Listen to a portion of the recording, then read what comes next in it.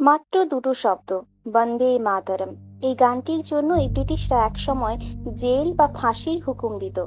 কেন একটি গানকে এত ভয় পেত সাদা চামড়ার শাসকরা? 1882 সালে বঙ্কিমচন্দ্র চট্টোপাধ্যায়ের আনন্দমঠ উপন্যাসে প্রথম প্রকাশিত হয় এই গান। শুরুতে এটি সাধারণ একটি স্তোত্র মনে হলেও 1905 সালের বঙ্গভঙ্গ আন্দোলনের সময় এটি হয়ে ওঠে বিপ্লবীদের মূল রণধ্বনি।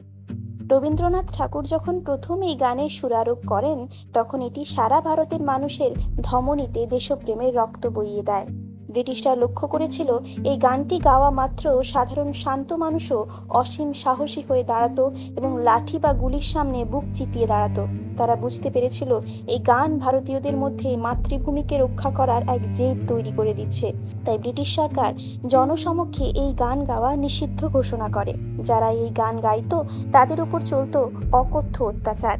ফাঁসির মঞ্চে দাঁড়িয়ে ক্ষুদিরাম থেকে শুরু করে মাস্টারদা সূর্য সেন সবার শেষ কথা ছিল বন্দে মাতরম। এই গানটি ভারতকে এক সুতোয় বেঁধেছিল এবং শেষ পর্যন্ত ব্রিটিশদের দেশ ছাড়তে বাধ্য করেছিল।